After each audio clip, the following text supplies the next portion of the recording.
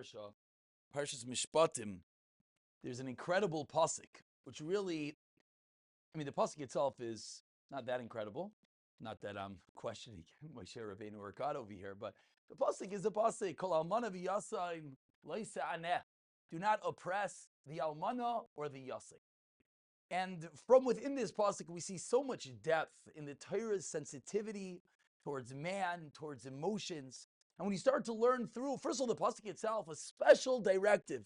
The almana, one who doesn't have a husband, the yasai, one who doesn't have a parent, don't oppress them. A special commandment. That itself is just so beautiful. So we'll call it new age. How we have to be so careful about someone's feelings, etc. But it goes so much deeper. We start looking through the Mefarshim over here. They start explaining what exactly is this special pasuk. So there's an Al-Shach HaKadosh that he really hones in precisely on the depth of sensitivity that the Torah here is teaching us. Why the Almana? Why the Yasam? There are many people that have difficult lives. Why the Almana? Says the Al-Shach, Almana v'yasam yiskru teivasam shacholfu lamay v'yitztaru. They'll remember when Almana walks around, when a Yasam walks around, they're not like me and you. They walk around and what's going through their minds, what's constantly playing, there's a soundtrack in the background. What is it? It is, what do they used to have? She used to have a husband. He used to have a parent. Tiskar aluf nureha. They remember their days of youth. Vayasam es aviv. He remembers his father. What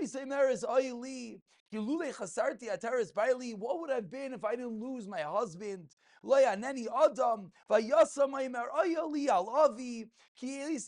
this moment, my father would have been able to help me.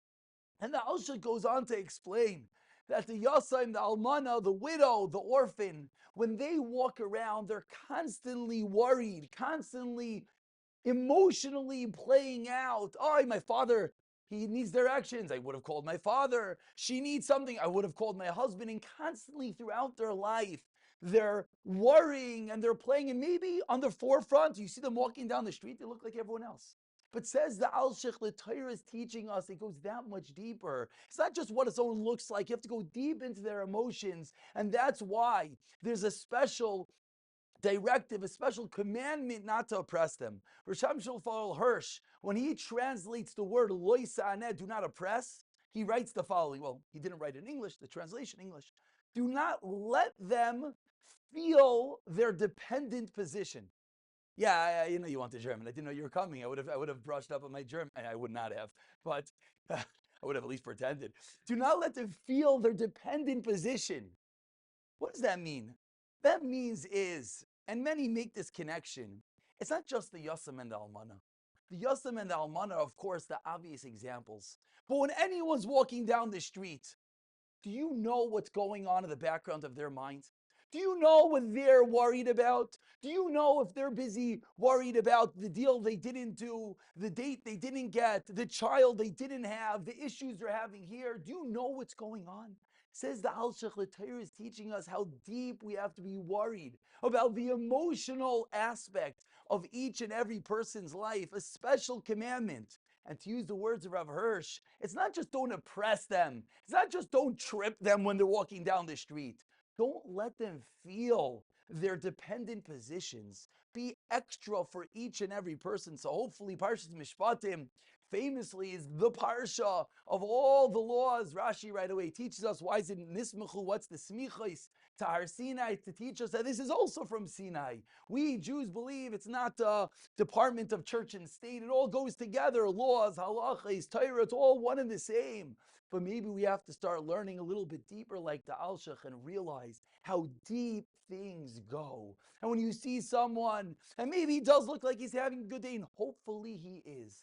But when you try to deal with him, when you think of what he needs, don't let him feel his vulnerable position. Maybe you have a way of bringing something out that you shouldn't. Maybe you have a way of saying something that you could.